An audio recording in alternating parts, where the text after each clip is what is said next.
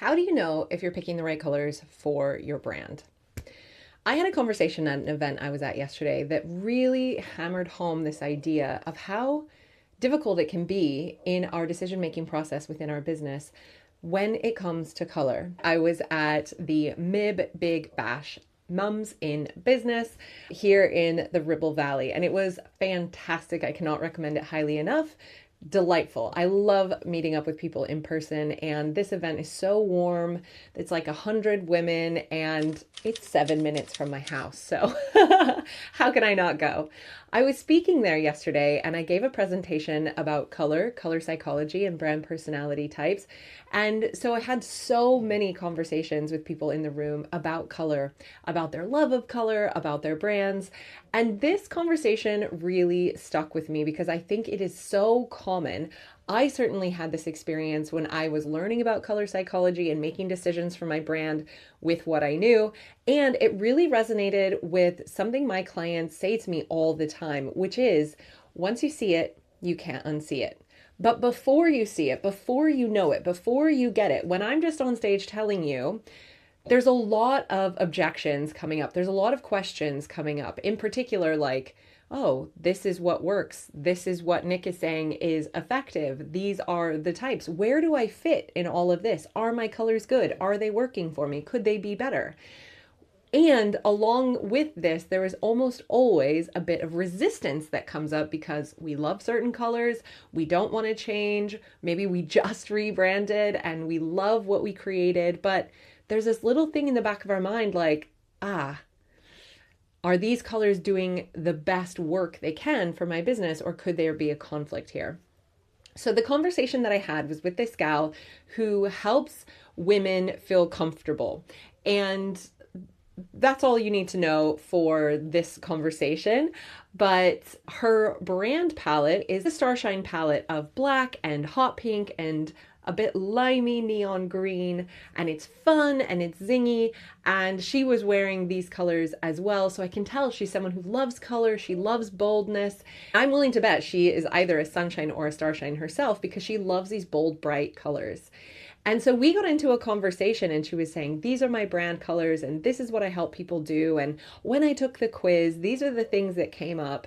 And there was inherent conflict there because she was saying, my job is to help women feel comfortable. That's the most important thing. And I was like, awkward, because there's nothing very comfortable about Starshine, first of all. And second of all, these colors are so stimulating, and this amount of contrast is so stimulating. And nothing in what you're telling me and showing me is going to give the impression of comfort.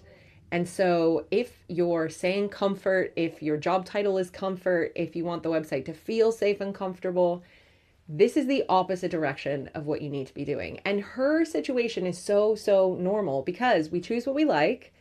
And if we're really self-expressed and we are already in our personality type, but we've built a brand that is in conflict with that, it is really tough. There is no simple answer to that. But here's what I told her. I said, if you want to make women feel comfortable in the first impression, what you need to do is use colors that either have soft pink or brown. This is not what she wanted to hear. So colors like soft khakis, any color with soft pinks. So you can have soft browns, you can have soft purples, you can have soft pinks. These are the colors that are going to make people feel physically soothed and safe. None of them are really very Starshine, unfortunately. So if she's building a brand, the easiest personality type to build this brand in would be Seaside because all those colors are naturally soft and soothing.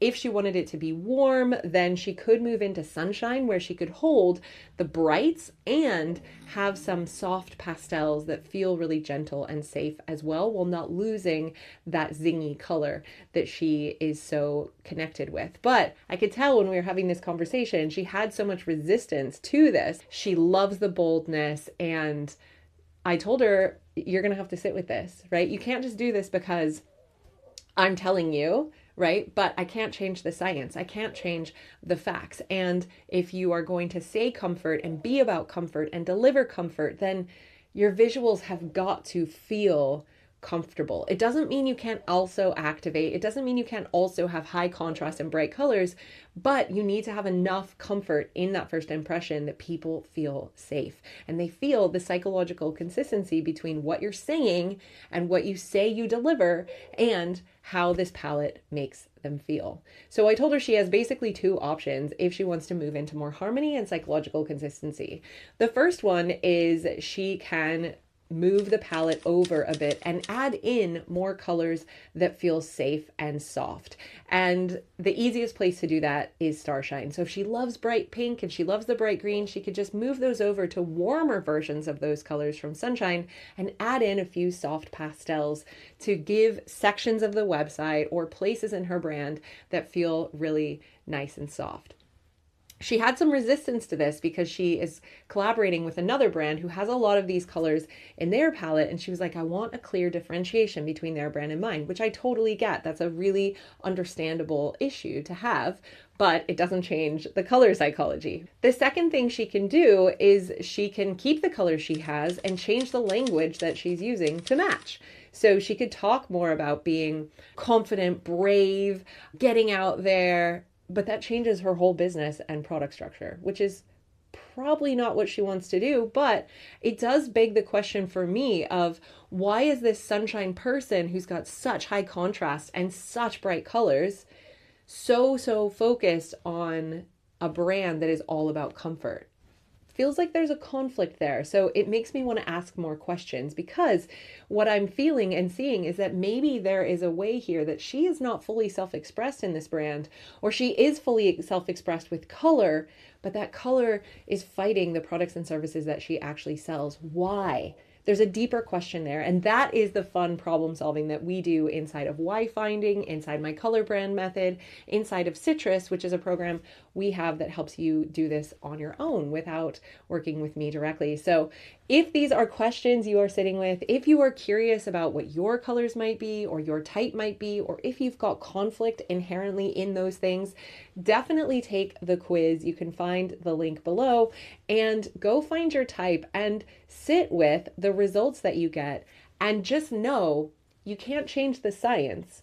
You can change your brand, you can shift your color palette, but the science is the science. And if you find a conflict, that's really good actually, because it means you have an opportunity to do something that you're not already doing, which might mean more conversions, more leads, more referrals, and people feeling more instant trust when they land in your world, and that you have this sense of harmony and psychological consistency. Okay? For more, definitely tune in to the Joy First podcast or find us in Joy First World on Substack, and we'll see you next time.